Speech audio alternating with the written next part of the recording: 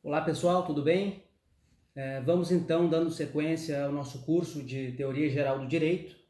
Vimos na última aula os atributos da norma jurídica e para que a gente consiga dar uma melhor sequência às nossas aulas e chegar a pensar o ordenamento jurídico como um todo e a relação entre as normas, primeiro nós vamos ver o que a doutrina chama de taxonomia das normas jurídicas ou a classificação das normas jurídicas. Então vimos lá, já que a norma possui alguns atributos, dentre eles selecionamos como critérios, como parâmetros, validade, vigência, vigor, eficácia e legitimidade. Muito do que nós veremos nessa aula de hoje, a respeito da classificação das normas jurídicas, está em certa medida relacionada com esses atributos das normas. Mas, para além disso, a gente vai ver que tem algumas características mais específicas e, como vimos na aula já, uma das funções primordiais de pensar a teoria geral do direito é pensar na norma jurídica, no ordenamento jurídico, em características dessas normas, de forma que a gente possa pensar no maior campo possível em relação às esferas do direito, direito penal, direito de família, direito civil como um todo, direito do trabalho. Todos eles são compostos por uma série de normas, por uma série de regramentos que são próprios de cada uma das áreas do direito. Então aqui na aula de hoje a gente vai ver um pouco dessas classificações que nós podemos utilizar para as normas jurídicas em geral. Então, em primeiro lugar, é importante que a gente compreenda, gente, que dentre essas classificações possíveis da norma jurídica, a doutrina diverge substancialmente. Dependendo de cada doutrinador, vai haver alguns critérios mais importantes, outros menos, ou até mesmo no que diz respeito à quantidade de critérios possíveis, né? A gente vai utilizar aqui do livro que nós temos utilizado e também de alguns livros disponíveis no site da Saraiva, ao qual vocês têm acesso agora, e são eles sistema jurídico, fonte de produção normativa, âmbito de validade, hierarquia, sanção, vontade dos sujeitos de direito, grau de sistematização legal, relação das normas entre si, eficácia técnico-jurídica ou aplicabilidade e estrutura deôntica. Esse último vamos deixar mais de lado, porque tem um pouco mais a ver com lógica formal, lá dentro da teoria kelseniana, mas esses 9 outros primeiros a gente vai trabalhar um pouquinho e fazer algumas subqualificações. Então, sempre visando aquilo que é mais operacional em vários ramos do direito, que é a ideia central da nossa disciplina. Primeiro, gente, muito rapidamente aqui no que diz respeito a sistema jurídico. Há duas ramificações para esse primeiro critério, que é o critério do sistema jurídico, que são basicamente sistema interno e sistema internacional. Quando a gente pensa em um sistema interno normativo, nós vamos pensar em tudo aquilo que diz respeito ao ordenamento jurídico pátrio, desde a Constituição Federal e todas as leis promulgadas no âmbito nacional, até mesmo medidas provisórias, decretos legislativos, tudo aquilo que é produzido no Brasil, a gente vai ter como componente, né, como característica normativa no que diz respeito a sistemas jurídicos como âmbito interno.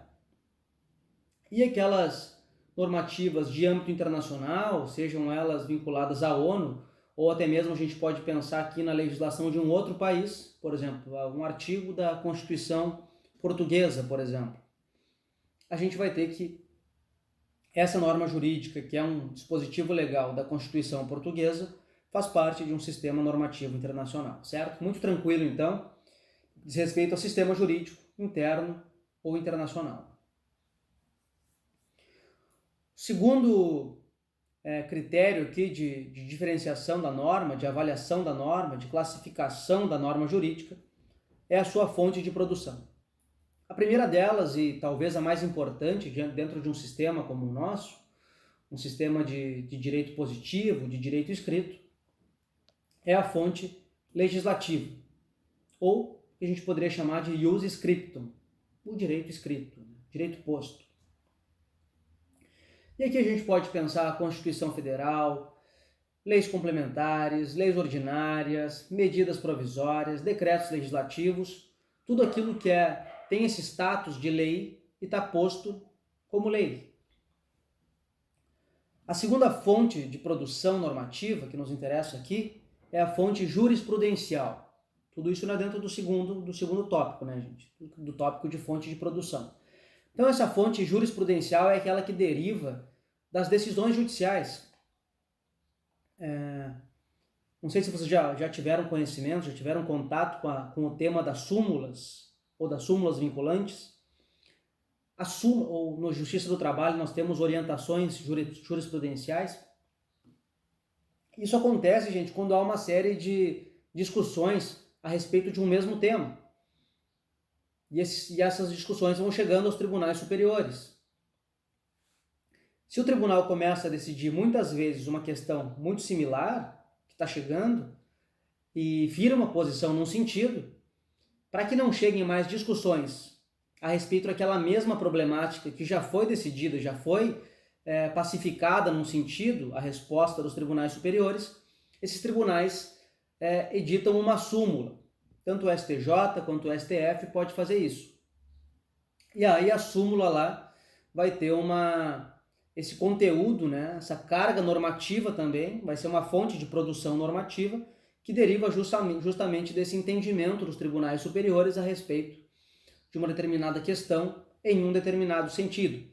Para que aquela discussão legal, se é constitucional ou não, se deve o tribunal tomar uma posição no sentido A ou no sentido B, quando há uma pacificação do tema pelos tribunais, eles podem editar uma súmula e essa súmula vai orientar previamente para que não haja de novo uma discussão a respeito daquele tema, a respeito daquela lei que poderia ser ambígua no primeiro momento, o entendimento sumulado. Então essa fonte jurisprudencial normativa também é uma característica aqui, uma possibilidade. Depois, nós vamos ter a fonte de produção normativa doutrinária, ou communis opinio doctorum, que é nada mais do que o entendimento que os doutrinadores de uma determinada área do direito, à medida que vão escrevendo livros importantes para a matéria. Pense aí um doutrinador que tem 40 anos de experiência no direito civil e ele manifesta a posição dele a respeito de um determinado instituto. E ele vai sendo seguido pelos demais doutrinadores que concordam com aquilo. Isso também pode servir como uma fonte normativa, que é o entendimento que é dado pelos jurisconsultos, né, por aquelas pessoas que mais entendem de um determinado ramo do direito.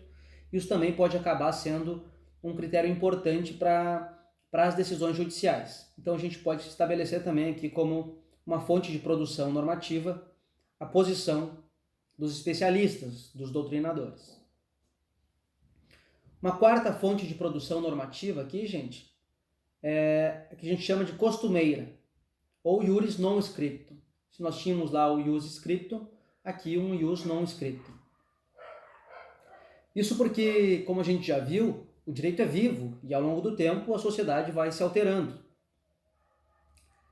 É claro que o clima do dia não pode influenciar, né? O tempo do dia não pode influenciar a posição do julgador, mas o clima de uma época, às vezes pode. Então, como a sociedade está sempre se modificando e nem sempre, ou melhor, quase nunca, a legislação é capaz de acompanhar essas alterações que se dão no seio da sociedade, os costumes, né, a forma como as pessoas se relacionam, também pode acabar se tornando uma fonte normativa. Um bom exemplo disso é a questão do cheque predatado. Na lei do cheque lá não havia essa previsão de fazer um cheque bom para 30 dias, para 60 dias, para 90 dias, enfim. Porque o conceito do cheque é ser uma ordem de pagamento à vista. Então, em tese, quando se estabelece o instituto jurídico, né, do cheque, nós estamos falando de uma ordem de pagamento à vista. Então, em tese, não importa se está escrito ali bom para 30 dias. Se a pessoa chegar com aquele cheque e quiser, obter seu pagamento, em tese ela deveria. Mas, à medida em que a sociedade vai criando essa ferramenta alternativa, que é o cheque pré-datado, que não tinha anteriormente uma previsão legal, isso acaba, a partir desse costume, se tornando também uma fonte normativa, o que é uma possibilidade dentro do direito. Quinta parte aqui dentro de fonte de produção normativa são as fontes negociais. A produção normativa negocial ela decorre de um contrato. Num contrato de compra e venda pode haver algumas cláusulas lá que não estão expressamente exigidas pela lei, que existam no contrato de compra e venda, mas também não estão vedadas pela lei. Então é possível que as partes estabeleçam um direito muito particular ali naquela relação. Isso é algo que também é possível, e essa fonte normativa vai ser essa fonte normativa negocial ou contratual. E por fim aqui, gente, dentro dessa ideia de fontes de produção normativa, nós vamos ter o pluralismo social. E o pluralismo social, ele, muito similarmente ao contrato, ele também vai estabelecer um conjunto de regras, né? Ele é uma fonte normativa para um grupo de pessoas um pouco maior do que aquelas duas partes do contrato. E aqui a gente pode pensar, por exemplo, num condomínio, as regras que regem um determinado condomínio, ou até mesmo as regras que regem um clube, uma associação esportiva, por exemplo. Vai ter lá regras próprias que não são exigidas pelo direito a priori, pela lei, né, a priori, mas que é possível que as pessoas pactuem lá e estabeleçam essas questões, certo?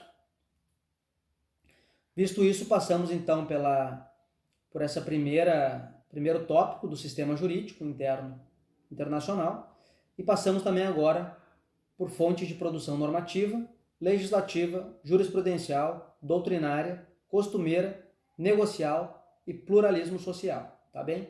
Vamos para o terceiro tópico da nossa aula de hoje, então, que é o âmbito de validade normativa. Existem 4 âmbitos de validade normativa aqui. O primeiro deles, espacial. O âmbito de validade espacial ele pode ser geral ou especial. O âmbito de validade espacial geral diz respeito a uma norma que vale em todo o ordenamento jurídico brasileiro, em qualquer lugar dentro do Brasil. Então, em termos espaciais de território, ela é geral, é para todos. Enquanto que o especial vai ter uma circunscrição específica. Por exemplo, uma lei que é aprovada aqui na Assembleia Legislativa do Estado do Rio Grande do Sul e vale para nós gaúchos, ela não vai ter valor ali no Paraná ou em Santa Catarina, a menos que haja uma norma equivalente.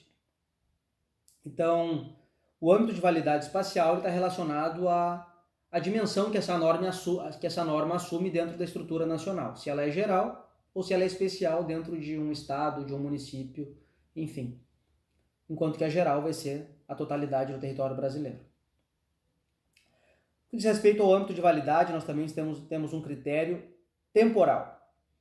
E esse aqui tem algumas características que nós acabamos já vendo na última aula. O primeiro deles, temporal, é a vigência.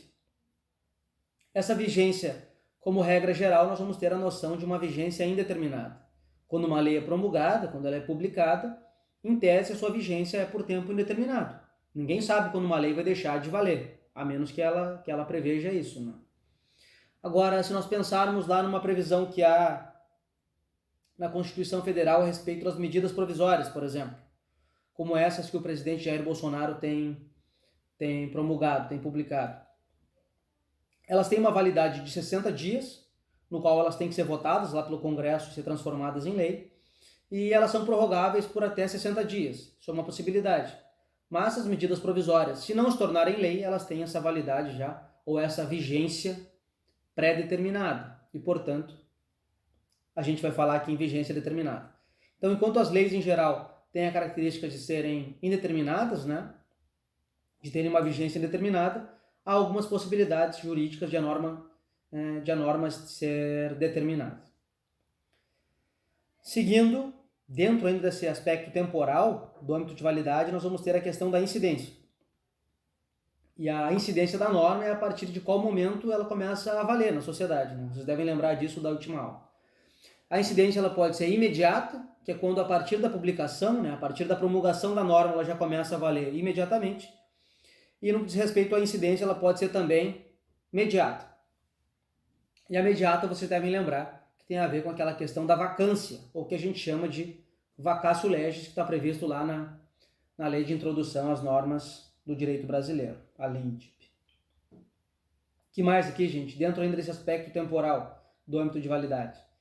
Elas podem ser irretroativas, ou retroativas. A regra geral é que a norma jurídica seja irretroativa. O que isso significa? Significa que a lei não volta, né? Significa que, em tese, a gente pode negociar, a gente pode ir vivendo a nossa vida com a tranquilidade de que se uma lei for promulgada amanhã, ela não interfere no que eu estou fazendo hoje. Se a partir de amanhã for proibido que os professores gravem videoaulas e postem, tudo bem, a partir de amanhã eu não vou mais fazer isso. Agora, eu não posso ser responsabilizado ou ter algum tipo de sanção por estar fazendo isso hoje, se a lei ainda não existe. E essa é a regra geral. As leis não retroagem. Nós vamos ter aqui uma tranquilidade quanto à segurança jurídica, quanto a tempus regit actum, né, que é um dos princípios do direito. O tempo rege o ato.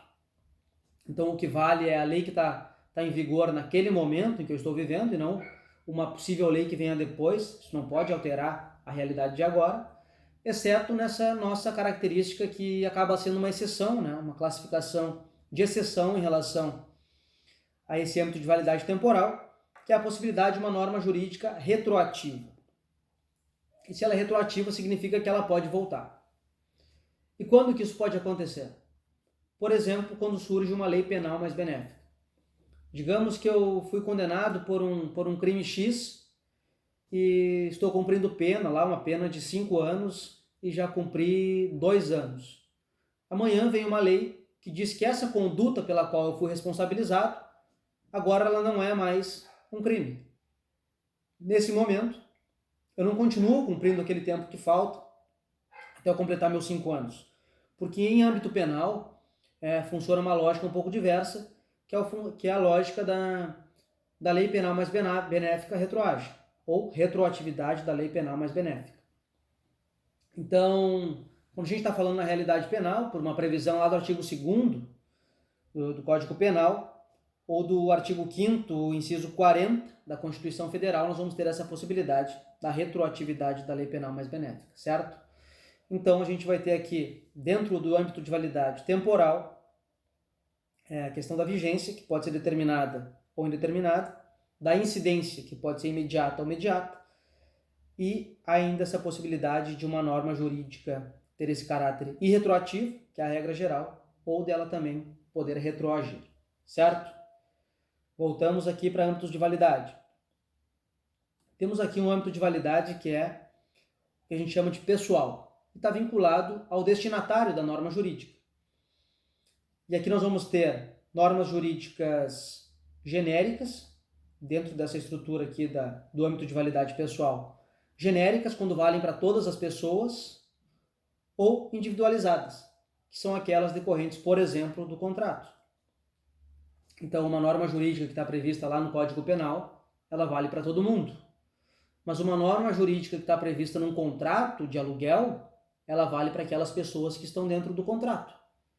Eu não tenho nada a ver com o contrato que meus primos, por exemplo, estabeleceram em relação ao imóvel, a menos que eu esteja naquele contrato como fiador, enfim, alguma circunstância extraordinária. Mas, em tese, eu não faço parte dos contratos que outros particulares fazem com os quais eu não tenho nenhuma relação. E essa aqui é a ideia aqui do âmbito de validade pessoal da norma, que está vinculado ao destinatário a que ela se dirige. E, por fim, aqui a gente vai ter o âmbito de validade material da norma, que diz respeito ao conteúdo dessa norma. Que aqui, cada vez mais, isso acaba sendo mitigado, mas em relação ao conteúdo nós poderíamos separar uma norma jurídica entre uma norma jurídica de direito público ou de direito privado, sendo as normas jurídicas de direito público aquelas vinculadas a normas processuais ou de direito administrativo, mesmo direito penal, e aquelas de direito privado mais vinculadas à individualidade das pessoas, né, e a sua vida privada, como normas lá próprias do Código Civil, tá bem? Essa partezinha um pouco maior, né, gente, de âmbitos de validade, mas passamos aqui por esse terceiro tópico. Então, vimos sistema jurídico, fonte de produção e âmbito de validade. Vamos agora para o critério, para a classificação que diz respeito à hierarquia das normas jurídicas. Também já falamos sobre isso, tanto em aula quanto em outras videoaulas aqui, mas a gente remete àquela pirâmide, né? A pirâmide normativa, porque a gente sabe que uma lei inferior ela tem que estar de acordo com a lei superior. Se a Constituição estabelece alguns critérios normativos, não é possível que uma lei inferior à Constituição diga o contrário, porque há uma hierarquia entre as normas jurídicas. Então a gente vai ter em primeiro lugar nessa hierarquia, ou no topo da pirâmide, sendo que o topo também é subdividido, a gente vai ter normas constitucionais. Então a gente vai ver lá que há normas constitucionais originárias, próprias da própria promulgação da Constituição, lá em 88, e vamos ter normas constitucionais derivadas, que são as emendas constitucionais. Isso é, a Constituição pode ser alterada em alguma medida. Claro que há uma parte lá das cláusulas pétreas, do artigo 60, que a gente não vai poder mudar. Mas há algumas partes da Constituição que sim admitem alguma mudança e, uma vez mudada a Constituição, não importa se essa norma que está lá na Constituição ela é originária, isso é, existe desde 88, ou foi editada depois por meio de emenda, elas possuem a mesma hierarquia. Depois vamos ter as normas de hierarquia legislativa. Então, depois da Constituição nós vamos ter leis complementares, leis ordinárias, medidas provisórias, decretos legislativos, enfim.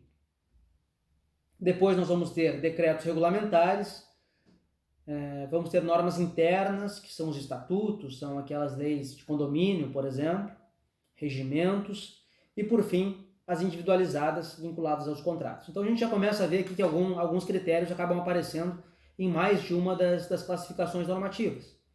Claro que não é necessário decorar tudo isso, né, pessoal? Mas é importante para que a gente consiga ter um panorama das normas e consiga ver que elas podem ser classificadas a partir de diversos critérios para que a gente comece a entender o funcionamento do ordenamento como um todo.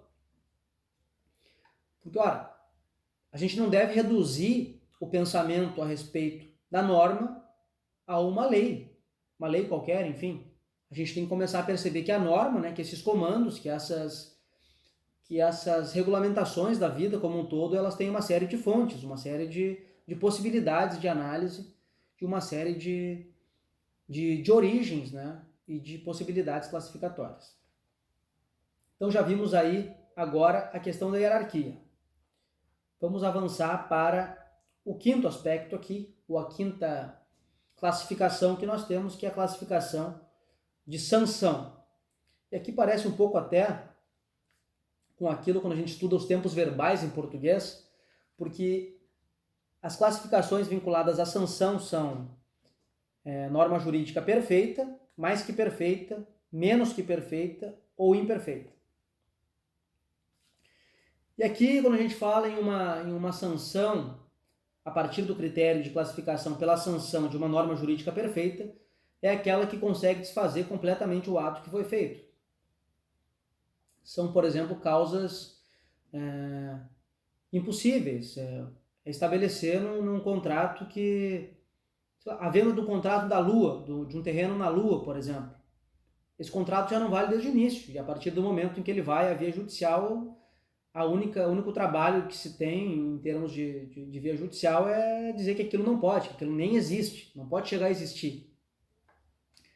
Então, a função que a norma cumpre aqui, ela é de sanção jurídica, em relação à sanção jurídica que está na norma, né, a consequência para o descumprimento da norma, é de uma nulidade completa, então por isso a gente fala em uma sanção perfeita, porque ela desfaz o ato que em tese estaria sendo feito. Uma outra sanção aqui é a sanção mais que perfeita. E aqui a gente pode pensar aqui em relação a uma lesão que alguém venha a sofrer decorrente de um acidente, por exemplo, um acidente de trânsito. Se houver a responsabilidade civil daquele que causou o acidente, se ficar comprovado isso, essa pessoa que causa o acidente, ela vai ter que arcar com todas as consequências, vai ter que pagar, vai ter que restituir aquele que sofreu o acidente, vai ter que pagar eventuais lucros cessantes, que são, enfim, o que aquela pessoa que sofreu o acidente poderia estar oferindo de renda no seu trabalho, digamos que trabalhe como um taxista, por exemplo. Então essa pessoa vai ficar um tempo impedida de trabalhar, e o que ela ganharia nesse tempo em que ela ficou impedida de trabalhar decorrente do acidente, essa pessoa que causou o acidente vai ser responsabilizada em indenizar. E qualquer outro dano que surja, qualquer tipo de consequência que tenha ocorrido, vai recair o peso disso vai recair sobre aquele que foi o responsável por esse dano. A outra sanção aqui que nós temos, gente, é em relação a menos que perfeitas, que são punições sem a nulidade do ato normativo. Aqui a lei ela veda um determinado comportamento, ela diz que algo não pode ser realizado, enfim, ela proíbe algo, mas ela não desfaz esse algo. Há uma determinação lá no Código Civil que diz que a viúva, se seu cônjuge falece, ela não pode se casar de novo até inventariar, se ela tiver filhos, né, até inventariar os bens do decújus, né, do marido que faleceu. Mas se eventualmente ela se casar com uma outra pessoa, né, depois disso, antes de fazer o inventário, o casamento não vai ser anulado, apenas ela vai ter algumas sanções decorrentes da lei por ter se casado. Então é diferente lá do ato perfeito, né, que a gente viu, da sanção perfeita, que vai anular tudo. Aqui nessa menos que perfeita, o ato continua valendo, o ato posterior, ou seja, o casamento, mas vai haver algum tipo de sanção para ela por ter descumprido uma determinação legal, certo? E por fim a questão aqui da sanção imperfeita, que é uma lei que proíbe uma determinada questão, mas ela não estabelece nenhuma consequência para isso.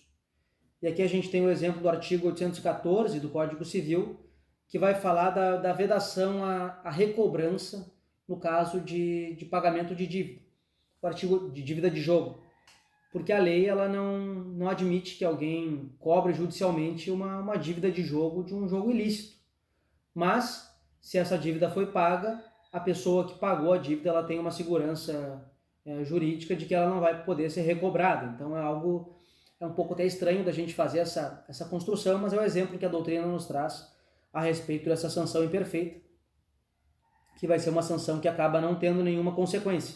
Então há lá um dispositivo legal que vai prever uma determinada situação, mas em não havendo aquilo também não há nenhuma consequência, ok? Vamos lá, sexto tópico, em relação à vontade dos sujeitos de direito. Isso é, qual é a vontade que eles têm em relação ao cumprimento daquela norma? Eles podem ou não podem? Qual é o limite disso? E aí nós vamos ter uma primeira classificação aqui dentro da vontade dos sujeitos, que é o ius cogens, ou um direito cogente, que é um direito obrigatório. E vamos ter aqui primeiro normas que ordenam e, em segundo lugar, normas que proíbem. Então a gente vai ter aqui dois aspectos muito claros de como é o direito cogente. Primeiro, o artigo 118 aqui do Código Civil vai dizer que todo aquele que representa uma outra pessoa tem a obrigação de apresentar uma procuração. Então é uma norma imperativa, está dizendo, olha, se tu vai exercer algum tipo de atividade representando alguém, tu precisa apresentar a procuração daquela pessoa. Não basta que alguém chegue e diga que é o procurador de uma outra pessoa, é preciso comprovar aquilo. Então, por uma determinação legal, está lá no 118 do Código Civil, essa pessoa precisa apresentar a procuração. E em relação a normas proibitivas, nós vamos ter aqui a vedação de estabelecer como uma cláusula contratual algo que diga respeito à herança de uma pessoa viva ainda, que está lá no artigo 426 do Código Civil. Então a lei aqui expressamente está proibindo que alguém contrate algo, que estabeleça em algum contrato, alguma cláusula que diga respeito à herança de alguém que ainda está vivo. Então quando a lei assume quando a norma ela tem essa questão cogente, a gente está falando de uma obrigatoriedade, ou de fazer, né, ou imperativa, ou de não fazer, proibitivo.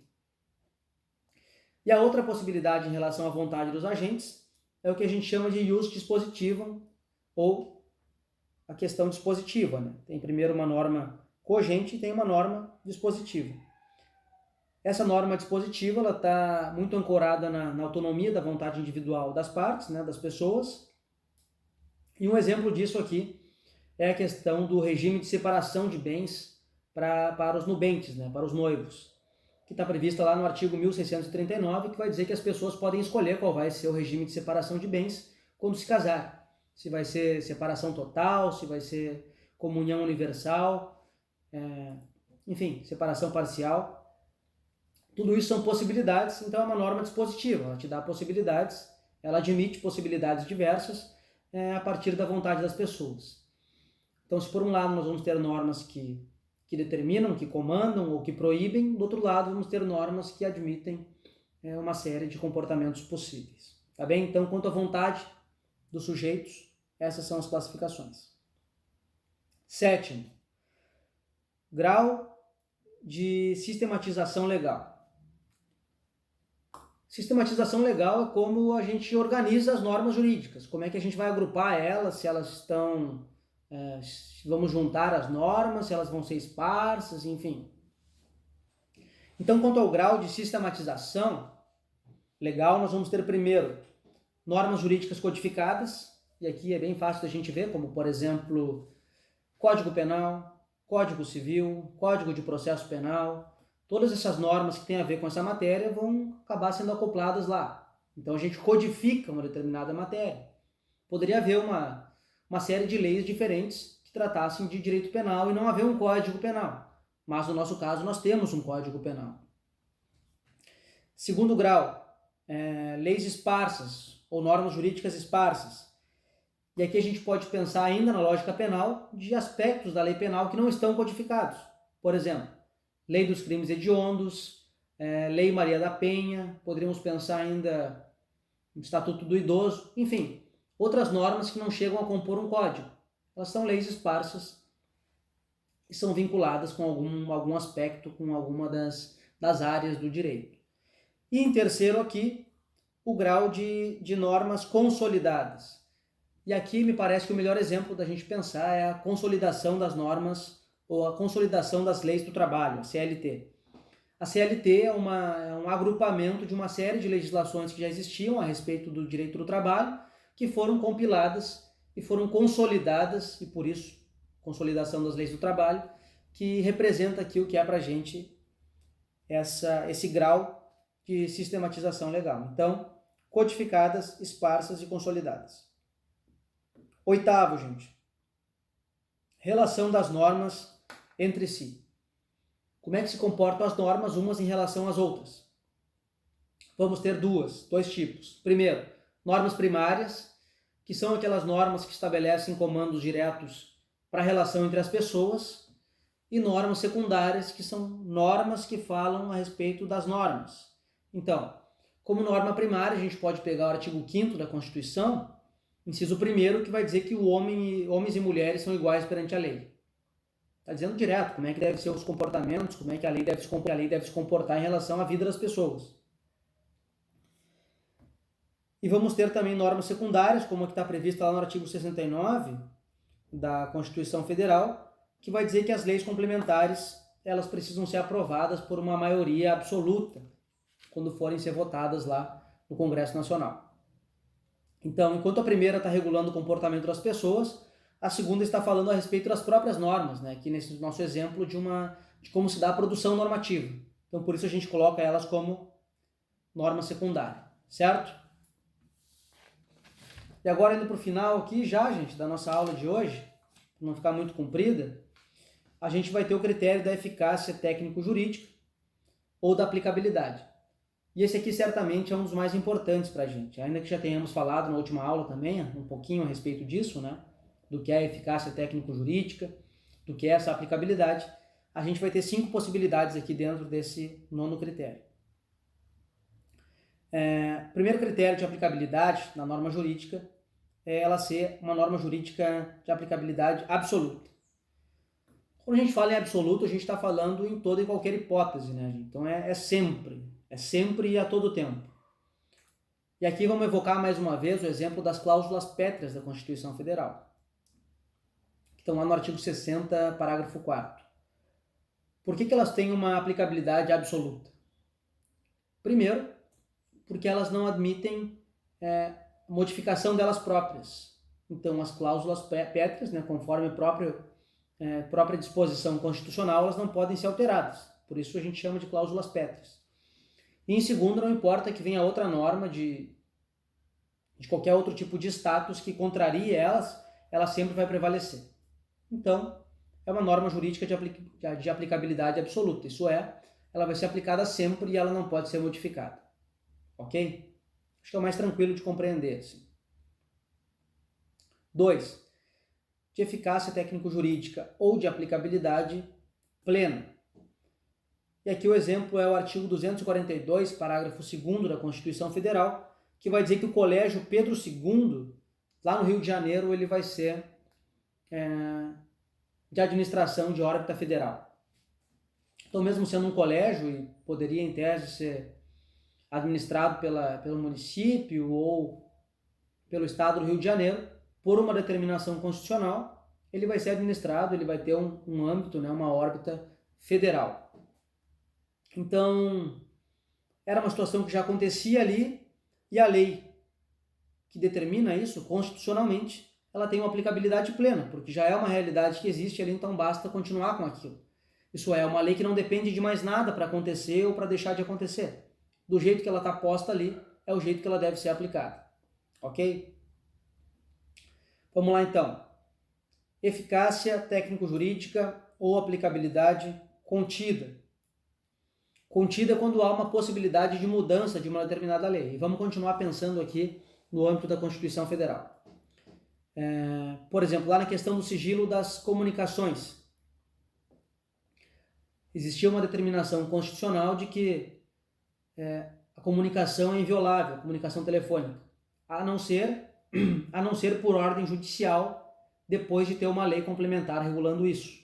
Então a Constituição diz, olha, é proibido, a menos que seja por uma ordem judicial, isso é, que o juiz mande, e que haja uma lei regulamentando como será isso. Então, lá em 96, com a Lei 9.206, nós temos a lei do sigilo telefônico, que vai regular essas questões de telecomunicações. Então, a partir da regulação dessa questão que tinha uma possibilidade constitucional lá, a gente vai ter uma alteração na própria lei, na própria norma constitucional, porque já havia uma previsão. E é por isso que a gente fala que ela tem uma aplicabilidade contida. Isso é, ao mesmo tempo em que ela protege completamente o sigilo, ela estabelece uma possibilidade de relativização desse sigilo na própria norma, mas depende de uma outra norma. A partir do momento que essa outra norma é editada, é promulgada, o sentido inicial que estava lá contido se estabelece, certo? Quarto critério, aplicabilidade limitada. Aplicabilidade limitada quando uma determinada norma jurídica depende de outra para produzir efeitos. Por exemplo, a gente pensar numa norma constitucional que diz que o direito do consumidor vai ter um determinado status, mas ele depende de uma codificação posterior. Então há uma possibilidade aqui, a gente está falando de algum direito, mas que ele precisa de uma outra lei para que ele se estabeleça. Então a eficácia aqui é limitada, porque a gente reconhece que há um determinado direito, mas não sabe exatamente como será. Então, se na aplicabilidade contida a gente tem uma redução, uma diminuição, aqui quando a gente fala em aplicabilidade limitada é um potencial de aumento. E por fim a gente vai ter aqui a aplicabilidade exaurida, que é quando uma lei ela cumpre completamente aquilo para qual ela existe. E aqui dentro da órbita constitucional a gente pode pensar nas normas de transição, lá no final da Constituição, vocês podem dar uma olhada, que são algumas, como por exemplo a questão da revisão constitucional, que teria que acontecer 5 anos depois da promulgação. Então, como é um dispositivo transitório, passado aqueles 5 anos, né, quando se efetiva isso, a gente vai ter o exaurimento da norma. Isso é, ela não cai fora do ordenamento, ela está lá, mas ela já cumpriu a função para a qual ela existe e hoje ela não tem nenhuma função assim, que possa ser projetada no tempo. Por fim, gente, como disse, aquela décima a gente não vai adentrar aqui, questão da estrutura deôntica, daquela questão do dever ser da norma, né? Se A, então B deve ser, que está lá muito forte na teoria kelseniana, mas que está mais vinculado a uma lógica do positivismo jurídico. Então, essa foi a aula de hoje, pessoal. Sei que é bastante coisa. Tentem dar uma olhada nos livros, ou se tiverem alguma dúvida podem me mandar aqui, seja por comentários ou mandar para o meu e-mail. E a respeito disso eu devo deixar um trabalho para vocês também, para que a gente tenha alguma avaliação nesse sentido. Espero que vocês tenham compreendido. Só fazendo uma última retomada, aqui temos critérios de taxonomia, sistema jurídico, fonte de produção, âmbito de validade, hierarquia, sanção, vontade nos sujeitos de direito, grau de sistematização legal, relação das normas entre si e eficácia técnico-jurídica ou aplicabilidade, fora a questão da estrutura deôntica. Então, pessoal, espero que vocês tenham compreendido aí essas questões e conseguido visualizar mais ou menos como a gente pode analisar uma determinada norma jurídica a partir de vários ângulos e fazer uma classificação dela a partir de vários ângulos. Claro que a gente usou exemplos esparsos aqui, mas a gente poderia pegar uma determinada norma e jogar em todas essas características para ver como é que ela se encaixa. Talvez o nosso trabalho seja algo nesse sentido. E mais uma vez me coloco à disposição. Espero que vocês estejam conseguindo acompanhar as aulas, conseguido fazer anotações, conseguido estudar um pouquinho também a partir das doutrinas e que sigam nos acompanhando. Então, bom estudo a todos e até a próxima aula.